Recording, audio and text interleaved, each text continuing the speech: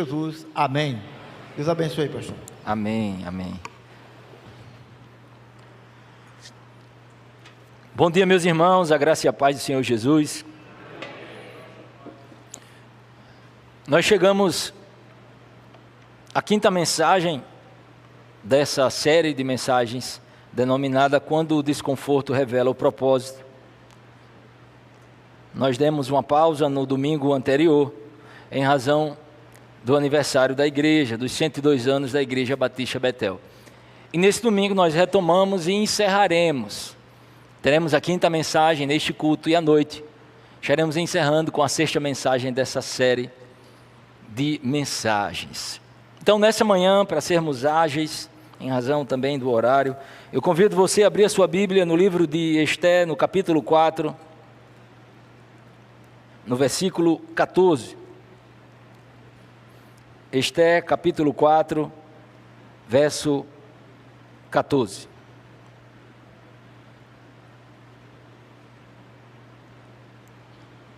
Você pode acompanhar também por meio da projeção. E eu vou ler tão somente a parte B do verso 14, que diz: quem sabe se não foi para um momento como este, que você chegou à posição de rainha. Eu acredito que o Senhor tem algo revelado e reservado para nós nessa manhã. Você crê nisso? Vocês estão aqui, meus irmãos, essa manhã? Amém? Nós temos refletido ao longo desses últimos domingos sobre esse tema, quando o desconforto revela o propósito. E vimos que em diversas ocasiões, contextos diferentes, épocas diversas, Deus desperta o seu povo através de desconfortos que Ele mesmo planta em seus corações. E ao longo dessa jornada nós falamos sobre esse desconforto santo, que é diferente de um desconforto humano comum. O desconforto humano que tem origem no ser humano, nós poderíamos dizer que esse desconforto humano, ele é permeado por tudo que o ser humano carrega, por suas falhas, por suas vaidades, por seus pecados. E muitas vezes aquilo que nos incomoda, não incomoda a Deus. E muitas vezes aquilo que não nos incomoda, incomoda a Deus. Então nem sempre o que pensamos é o que Deus está pensando. A Bíblia é clara a esse respeito, ao dizer que os pensamentos de Deus são mais altos do que os nossos. Os caminhos de Deus são maiores do que os nossos. Então muitas vezes nós intentamos determinada atividade, planejamos e pensamos, bem, eu vou seguir nessa direção. Eu acredito que essa é a melhor direção que eu preciso tomar para a minha vida. Mas muitas vezes descobrimos lá na frente que aquela decisão não foi acertada, que não foi a melhor decisão. E no dia de hoje, irmãos, nós estamos refletindo sobre a vida dessa mulher, chamada Esté.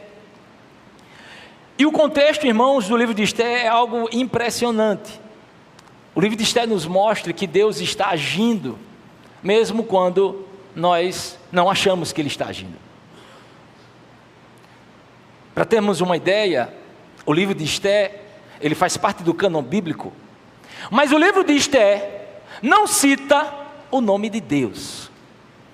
Mas o fato do livro de Esté não citar o nome de Deus, não significa que Deus não esteja presente ao longo de toda essa história que está sendo narrada. Aliás, a Bíblia nos ensina sobre um agir de Deus nos bastidores, um agir invisível de Deus, nem sempre perceptível ao olho humano, mas sempre presente. Você está aqui, irmão, essa manhã? Jesus disse: eu trabalho, eu estou sempre trabalhando, meu pai também. E se há algo que nós podemos afirmar com segurança através das Escrituras, é que Deus não dorme, nem cochila. A Bíblia diz que Ele nem pisca. Certa vez o irmão foi falar sobre isso, ele disse: Deus é ligado, e ele pegou no olho e fez assim. Ele é ligado 24 horas. Deus está sempre trabalhando. Até aqueles eventos adversos que nós pensamos, eita, aqui Aqui Deus não se mete não, porque Deus tem tanta coisa, né? Tanto assunto mais santo, né? Talvez Ele esteja preocupado lá com a reforma elétrica da igreja, talvez Ele esteja preocupado com outros problemas, né? Talvez mais espirituais, mais santos. Pois é, mas a Bíblia diz, irmãos, que quando nós nos rendemos a Cristo e Ele se torna o nosso Senhor, todo o nosso ser agora está rendido aos pés de Cristo. Eu não posso me converter e parte do meu corpo não se converter. Não, ó, o meu braço direito não se converteu ainda, mas o esquerdo se converteu. Estamos orando para que o direito se converta. Eu me converti, o meu bolso ainda não. Estamos orando para que o bolso também se converta. Não existe isso, irmão. Ou nos convertemos a Deus, nos voltamos a Deus completamente, ou isso não ocorreu. Irmãos, ao longo da nossa vida nós enfrentamos muitos desafios, mas talvez um dos maiores desafios é descobrir o nosso propósito nessa terra. Especialmente quando somos jovens, nós ficamos naquela época da transição, quando estamos concluindo, né, o ensino médio, o colégio, e prestes a ingressar numa universidade. Todo jovem enfrenta e experimenta esse dilema: que área seguir, que curso tomar na vida. Mas na verdade essa compreensão do nosso propósito nos acompanha não apenas nessa idade da juventude, quando escolheremos o curso que seguiremos. Na verdade, a compreensão do nosso propósito é algo que permeia toda a nossa vida. Há muitas pessoas que estão numa idade avançada e continuam sem saber o seu propósito de vida. São pessoas que estudaram, são pessoas que têm suas profissões, são pessoas que são bem-sucedidas em suas vidas, mas não compreenderam ao certo o seu propósito diante de Deus e diante dos homens. A história de Esther, irmãos, nos fala sobre um contexto do Império Medo-Persa, o império que sucedeu o Império Babilônico. E nessa época diz a Bíblia que o rei que governava aquela nação era o rei Xerxes. E então o texto nos ensina que uma rainha chamada Vasti, então rainha do império do rei Xerxes, ela desagradou o rei, ela não atendeu a um pedido do rei. Dentro da época e dentro dos costumes e da legislação da época, o rei Xerxes foi aconselhado pelos sábios do seu reino a emitir um decreto, e o decreto foi emitido. A rainha Vasti nunca mais seria apresentada ao rei. Ela nunca mais teria a permissão de estar na presença do rei. E diante desse contexto, o rei, então, ele está prestes a eleger uma nova rainha. E então ele manda que os seus súditos busquem virgens ao longo de todo o reino. E essas virgens são separadas dentro do seu harém. Essas virgens seriam cuidadas especialmente por alguém designado pelo rei. E ao final do período aproximado de 12 meses, o rei então observaria essas mulheres e escolheria uma delas para se tornar a rainha do seu reino. Dentre essas mulheres que foram escolhidas, está Esther.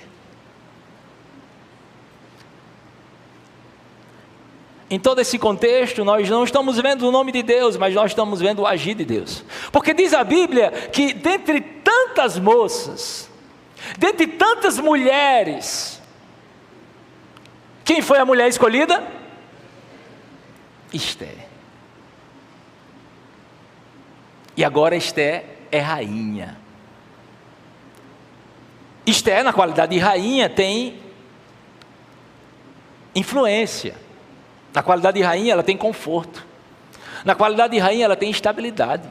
Poxa, ela é rainha. Ela é única nesse reinado. E muitas vezes, irmãos, Deus nos chama a participar do seu projeto, da sua missão, a partir dos diversos contextos que estamos inseridos. Aliás, eu quero dizer algo a você nessa manhã. Deus nos coloca de maneira estratégica em determinados lugares, para que ali eu e você sejamos instrumentos na mão do Senhor. Você que está aqui nessa manhã. Deus lhe colocou em algum lugar. Deus lhe colocou nessa igreja, Deus lhe colocou no seu ambiente de trabalho, Deus lhe colocou dentro de uma escola, dentro de uma faculdade, Deus lhe colocou dentro de uma família, Deus lhe colocou para conviver diariamente com pessoas. E eu quero dizer que isso não foi um acidente, nem uma coincidência. Foi o próprio Deus quem colocou você ali. Deus seja louvado. E Ele colocou você ali. Não, pastor, mas foi fulano que abriu a porta para mim. Pastor, não, o senhor não sabe a história. O senhor não sabe como eu vim parar aqui. Pastor, não foi Deus, porque eu estudei muito para chegar onde eu cheguei hoje. Eu trabalhei muito para conquistar o que conquistei hoje. Pois é, irmãos, mas quem foi e quem é que nos dá saúde e disposição para trabalhar, para estudar e para viver a nossa vida? Quem é, senão o Senhor? Quem é que dá sabedoria ao homem? Quem é que instrui o homem? É o Senhor, irmãos. Precisamos reconhecer que tudo vem dEle, que toda boa dádiva vem do Senhor. Então Deus nos colocou em ambientes. Talvez Deus tenha lhe dado cargos, Deus tenha lhe dado influência, Deus tenha, soprado o seu nome, você tenha se tornado conhecida, enfim, não sei. E a boa notícia é que Deus deseja usar você exatamente onde você está. Exatamente no local em que você se encontra, Deus deseja fazer da sua vida um instrumento poderoso em suas mãos. Na verdade, muitas pessoas confundem posição com privilégio, porque quase sempre posição é também sinônimo de responsabilidade. Precisamos entender que com grandes poderes vem também grandes responsabilidades. Pastor, é muito bom, né? Poxa, que legal você ser pastor e estar aí, né, pregando, todo mundo lhe vendo. Talvez alguém possa pensar, né, mas pastor tem uma grande responsabilidade em seus ombros.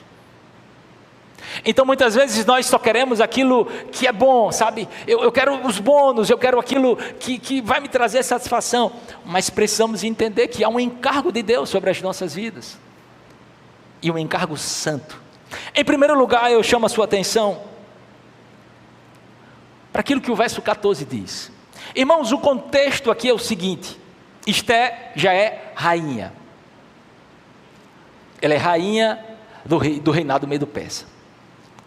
O rei Xerxes está reinando, está governando todas aquelas províncias. E aí, meus irmãos, diz a Bíblia que um homem chamado Amã, ele se incomoda. Aliás, deixa eu abrir um parêntese aqui. Esté, ela é prima de Mardoqueu. Mardoqueu termina adotando Esté, cuidando dela como se fosse sua própria filha. Mas o texto é claro ao dizer que eles são primos. Mas o fato é que Mardoqueu, ele está também dentro daquele reinado. E a Bíblia conta que Amã, um dos conselheiros do rei, uma das pessoas mais próximas do rei, ele começa a se incomodar com Mardoqueu, porque Mardoqueu não se prostrava diante de Amã. Então, para resumir essa história, o contexto aqui é extremamente difícil, porque Amã não deseja apenas destruir Mardoqueu, ele deseja destruir todos os judeus. Então ele faz uma articulação política, ele faz toda uma conjectura e ele apresenta isso diante do rei. O rei autoriza e então é emitido um decreto de que todos os judeus seriam mortos, todos os judeus seriam aniquilados. É muito confortável quando lemos hoje essa história, porque estamos sentados num ambiente refrigerado, a sua família está em segurança, a minha também. Agora, nos coloquemos no lugar do povo judeu nessa época. Imagina você saber que há um decreto, que há uma ordem para que não apenas você, mas toda a sua família, o seu povo, seja morto. Era um cenário de trevas e de morte. E é dentro desse contexto que Mardoqueu se veste de pano de saco e ele começa a lamentar, começa a chorar pelas ruas. Isso chega aos ouvidos de Esté. Esté manda um emissário ao encontro de Mardoqueu. Para resumir essa história, eles conversam, e essa frase que lemos no verso 14 é dita por Mardoqueu. Ele pergunta a Esther: será que não foi para um tempo como esse que o Senhor a levantou como rainha? Deus nos levanta, irmãos, de maneira estratégica. Agora, imagine o pensamento de Esther a essa altura, porque na verdade muita coisa havia se passado até que Esther chegasse a esse lugar. A rainha Vasti havia sido deposta. A Bíblia registra que nesse período também havia muitas conspirações. Era muito comum nessa época diversas conspirações contra os reis.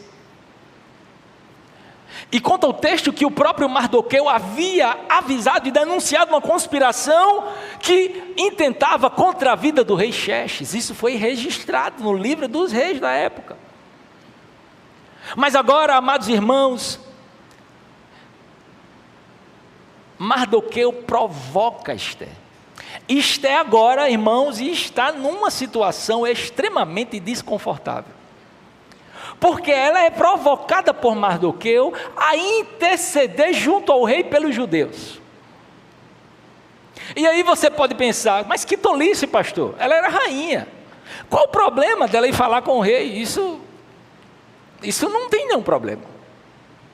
O detalhe é que ninguém poderia se apresentar ao rei, a menos que fosse chamado por ele.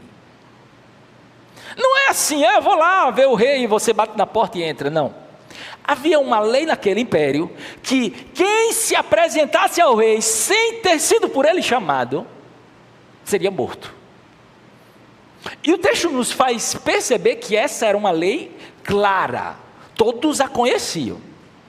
Não havia dúvida quanto à sua aplicação.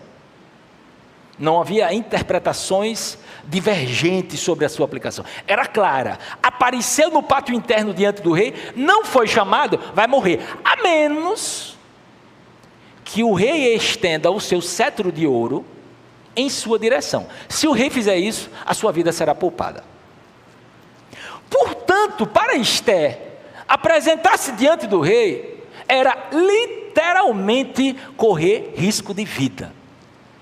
Irmãos, vocês já perceberam que muitas vezes Deus vai nos convocar, vai nos convidar a participar daquilo que Ele está fazendo, daquilo que Ele deseja fazer nessa terra, e muitas vezes esse convite vai ser difícil.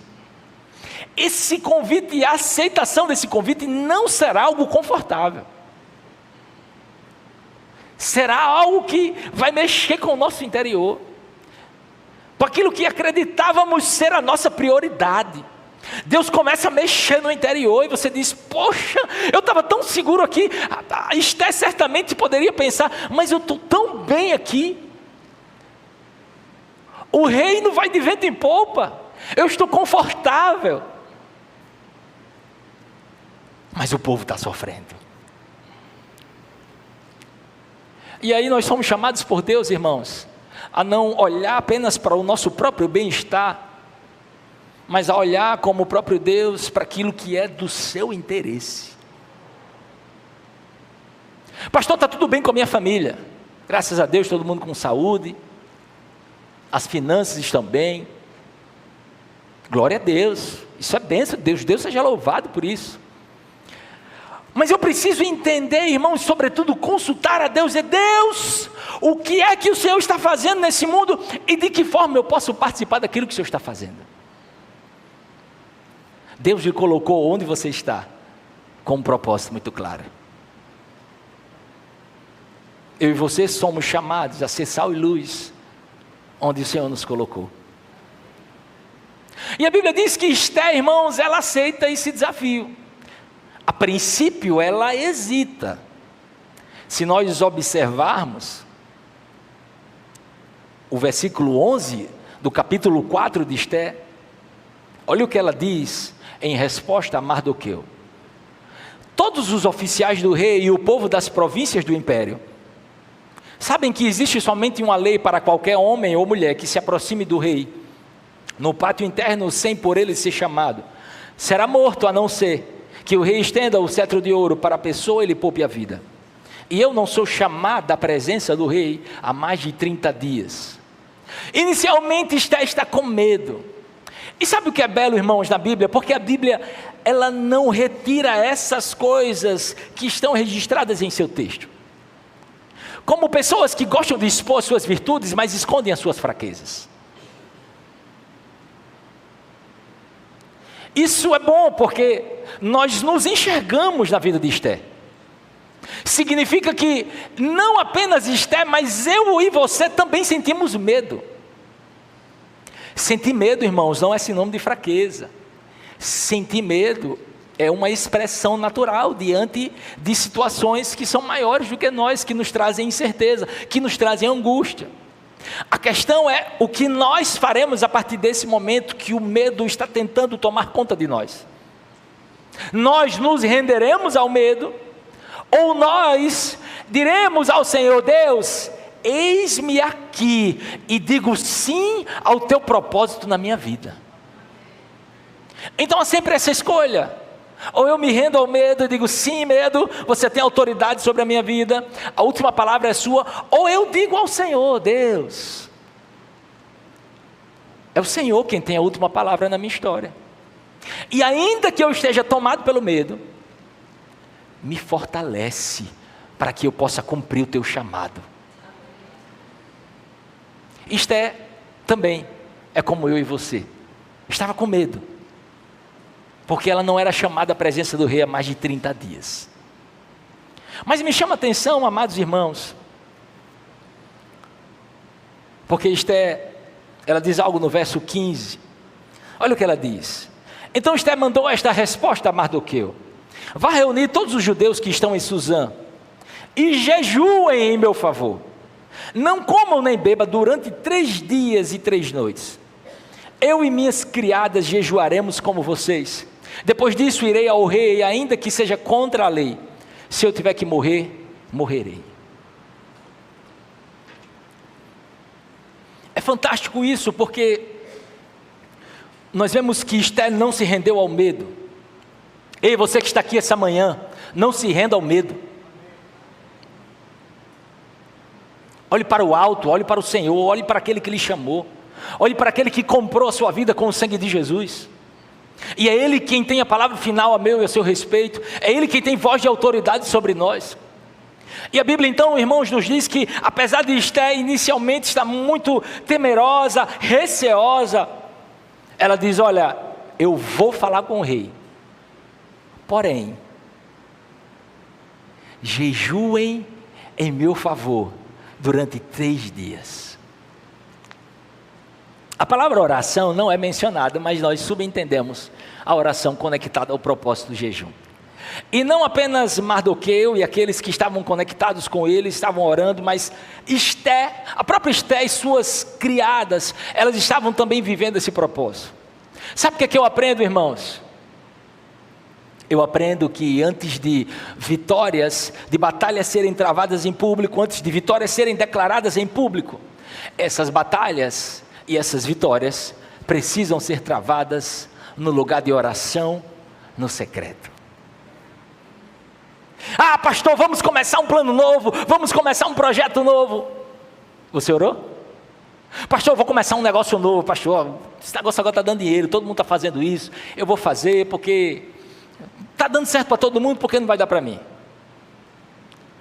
Você orou? Ou muitas vezes nós perguntamos aos irmãos, e isso é muito comum, muitas vezes quando recebo alguém do gabinete e o irmão ou a irmã apresenta a sua dificuldade, eu pergunto: você está orando a esse respeito? E o irmão ou a irmã geralmente dizem: sim, pastor, eu estou orando. E eu pergunto: e o que é que o Senhor falou a você? E muitas vezes essa pergunta causa desconforto. Nós precisamos entender, irmãos, que quando falamos com Deus, nós estamos falando com Deus real. Nós estamos falando com alguém que ouve, mas que também fala. Nós precisamos entender que Deus, Ele sempre foi adiante do seu povo e Ele continua indo adiante do seu povo hoje. O problema é quando nós não o consultamos. O problema é quando nós estabelecemos os nossos caminhos sem consultá-lo. E pedimos: Deus, abençoa os meus projetos. Aí Deus diz: mas isso não é projeto meu para a sua vida. Eu não posso abençoar algo que eu não planejei para você. Nós somos chamados antes, irmãos, a travar essas batalhas no secreto, e é isso que Esther está nos ensinando. Não era uma questão simplesmente de se apresentar ao rei, de interceder em favor dos judeus, e pensar que isso tudo seria resolvido com uma simples petição. Não! Existem batalhas que precisam ser travadas de joelhos. Ei, você que está aqui nessa manhã, Deus nos convoca, irmãos, para lutar essas batalhas com as armas certas. Talvez você esteja enfrentando uma batalha na sua casa, na sua vida pessoal, no seu trabalho, seja lá onde for, e você tem lutado, você tem, tentado de tantas maneiras, e isso não tem funcionado, isso não tem surtido efeito. É porque eu e você precisamos lutar com as armas corretas. Eu e você precisamos levar essa batalha para o lugar secreto e dizer: Deus, intervém, Senhor, nessa situação. Porque Esther estava clamando, o povo de Deus estava clamando: Senhor, Deus, a cabeça da rainha Esther está na guilhotina. Senhor, ela está entregue à morte. Aos olhos humanos, Senhor, ela vai pisar ali e vai morrer. Mas pedimos que o Senhor conceda graça à tua filha Esther. Pedimos que o Senhor vá adiante dela. Deus toque no coração do rei Xerxes, para que Esther encontre graça diante dos seus olhos, para que os judeus encontrem graça diante dos olhos do rei. Ou nós achamos que Deus não pode inclusive falar com alinhamento? Um alinhamento entre nós e o Senhor. Um alinhamento, porque não é só uma questão de fazer. É preciso fazer com o Senhor. É preciso fazer com Ele, do jeito dEle, da forma dEle, no tempo que Ele determinou. E durante esses 3 dias, eles estão nesse processo de alinhamento espiritual. Isso é incrível, irmãos, porque a oração, como nós refletimos no último final de semana, ela prepara o caminho para o agir de Deus. Um negócio não aconteceu ainda. Ela sequer foi falar com o rei. Mas o caminho já estava sendo preparado no secreto. Ah, meu Deus. Você aqui que é pai, que é mãe, está com o seu filho distante dos caminhos do Senhor. Eu falo especificamente com você nessa manhã. A melhor forma, escute bem o que eu vou lhe dizer, pai e mãe que está aqui nessa manhã, cujo filho ou filha está distante dos caminhos do Senhor. A melhor forma de você abençoar a vida do seu filho, a melhor forma de você contribuir para que o seu filho volte os seus olhos para o Senhor, é você se curvar diante de Deus e interceder de maneira perseverante por seu filho ou sua filha. Você pode falar 300 vezes: meu filho, minha filha, vá para a igreja. Todo dia você fala: vai para a igreja, vá para a igreja, vá para a igreja, vai para a igreja. O menino, a menina já não aguenta mais de tanto que você fala. E você percebe que por mais que você fale, parece que isso não está produzindo uma mudança no interior do seu filho ou da sua filha. Pois é, irmãos, porque tem coisa que só a oração faz. Porque Deus age em resposta à oração. Na verdade, tem coisas que só Deus faz através da oração. E Esther está colocando esse princípio em prática. O terreno está sendo preparado. E diz a Bíblia que, findos os 3 dias de oração e de jejum, Esther se apresenta diante do rei. Pela graça de Deus, o rei estende o seu cetro em direção a Esther. Esther encontra graça diante dos olhos do rei. Deus seja louvado, o decreto de morte foi cancelado. Esther então faz um pedido ao Senhor, ao rei, perdão. E o pedido que ela faz é: olha, rei, eu vou dar um banquete e eu gostaria que você e Amã comparecessem a esse banquete. Diz o texto bíblico que o rei Xerxes e Amã comparecem a esse banquete. E quando estavam nesse banquete, o rei pergunta à rainha Ester: qual é o seu pedido? Mesmo que você peça metade do meu reino, eu lhe darei. Irmãos, que benevolência é essa? Que simpatia é essa que esse rei está com a Ester? Se você pedir a metade do meu reino, eu lhe darei.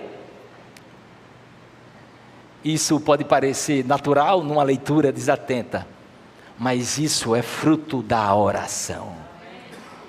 E então diz a Bíblia que Ester renova o convite para mais um banquete.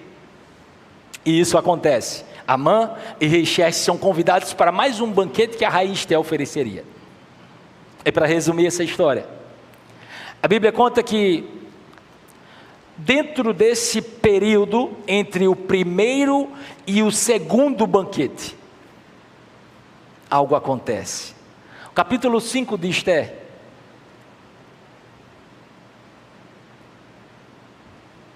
o capítulo 6, no verso 1. Dentro desse processo, irmãos, conta o texto bíblico que as coisas se agravaram ainda mais. Afinal de contas, isso acontece, né? Muitas vezes nós estamos orando, nós estamos intercedendo a Deus, e a sensação que nos dá, muitas vezes, é que as coisas, ao invés de melhorarem, pioraram. O menino, a menina que estava desviado, que a gente achava que eles iam ser trazidos para dizer, piorou, o negócio piorou ainda mais. Eu estava orando pelo casamento, o negócio desandou ainda mais.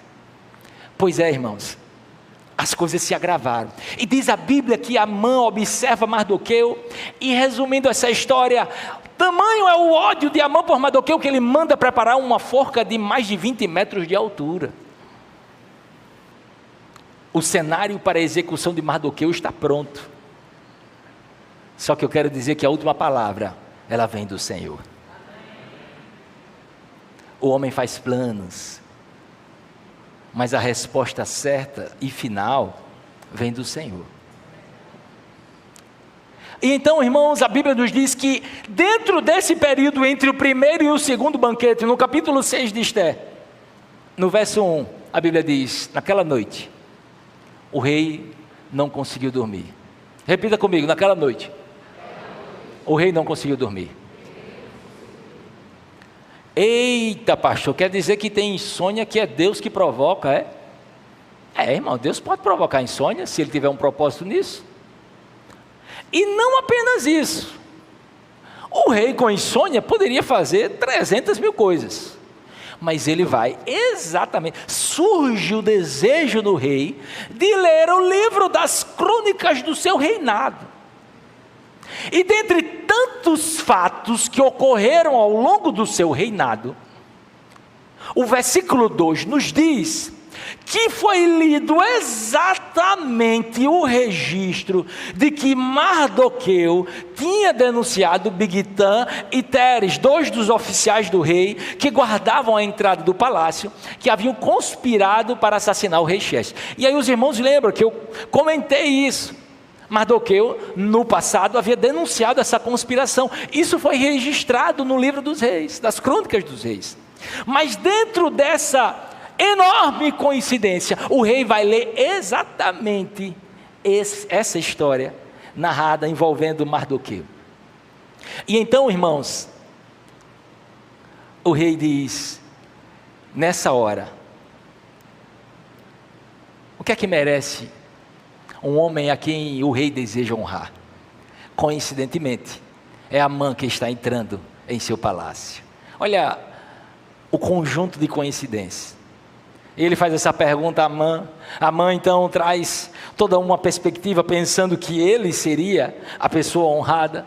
Ele diz, olha rei, manda alguém vestir as vestes reais, andar pelas ruas e sendo anunciado.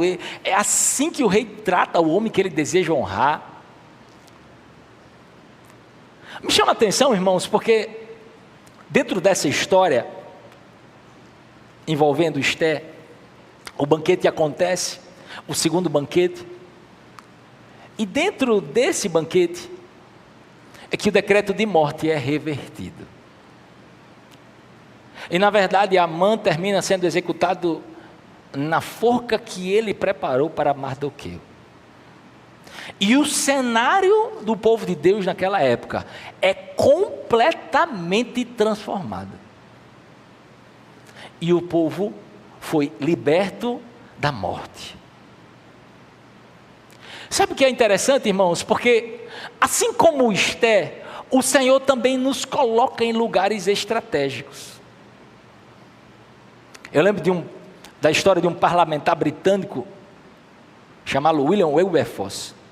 E esse homem, depois de se converter, ele falou abertamente que Deus havia colocado no seu coração o propósito de acabar com a escravidão de pessoas. Olha que bênção, alguém que tem a vocação de ser um parlamentar, de ser um legislador. E esse homem foi usado por Deus dentro do parlamento britânico. E décadas depois, sabe o que aconteceu? A escravidão foi abolida do Império Britânico. Eu quero dizer a você que está aqui nessa manhã, que Deus também tem usado a mim e a você onde Ele nos colocou. Mas para que eu e você sejamos usados por Deus, nós precisamos percorrer esse mesmo caminho que foi percorrido por Esté, que foi percorrido por Mardoqueu, que foi percorrido pelo povo de Deus. Nós não podemos simplesmente desejar agir na força do braço, achando que iremos resolver a partir da nossa própria inteligência, a partir da nossa própria sabedoria. Repita comigo: dependência. Eu e você precisamos depender do Senhor. E a oração vai nos ajudar nesse processo, irmãos. A oração nos fará estar mais sensíveis à voz de Deus, vai preparar o ambiente, vai preparar o nosso coração, para que eu e você sejamos como uma flecha que é lançada ao alvo e vai de maneira reta e certeira, tocando no alvo.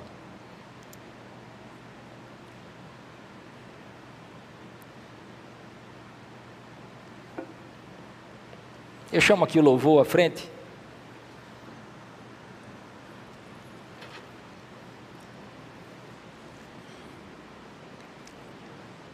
E eu convido você a ficar de pé no seu lugar.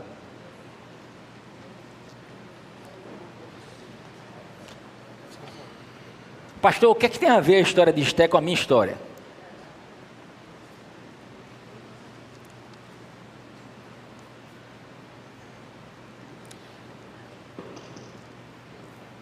Eu creio, irmãos, que assim como Deus chamou Esté para participar daquilo que ele estava fazendo há milhares de anos atrás, hoje Deus chama pessoas para participar do que Ele está fazendo. E talvez você diga: mas pastor, eu não tenho um chamado para estar no púlpito, eu não tenho um chamado para estar, talvez, no louvor. Mas Deus tem um chamado para você, onde você se encontra, na esfera de influência que Ele lhe colocou. É a minha oração nessa manhã que o Senhor traga despertamento, para que assim como Esté foi despertada e compreendeu que foi para um momento como este que Deus a colocou como rainha, e ela respondeu a essa compreensão. Entendamos, irmãos, você tem planos, você tem projetos. Eu desejo ir a determinado lugar, eu desejo realizar essas conquistas, eu desejo alcançar esses objetivos, ocupar esses cargos. Glória a Deus por isso, mas entenda que não é só sobre dinheiro, não é só sobre influência, não é só sobre ser conhecido, não é só sobre ter uma boa reputação. É sobre compreender o propósito de Deus que toca a sua vida, lhe transforma e flui também através de você. E você passa a ser um instrumento de Deus nessa geração. Deus lhe usa com poder e com autoridade. Onde você está, seja lá qual for a sua profissão, Onde você está, exatamente onde você está. Pastor, eu não faço ideia como começar isso. Eu não faço ideia do que fazer no meu ambiente de trabalho. Irmãos, nós temos que começar pelo começo. Não basta ter boa intenção. Tem que começar. Só quem está acordado, prestando atenção, tem que começar orando, meus irmãos. Na quarta-feira eu pregava sobre oração.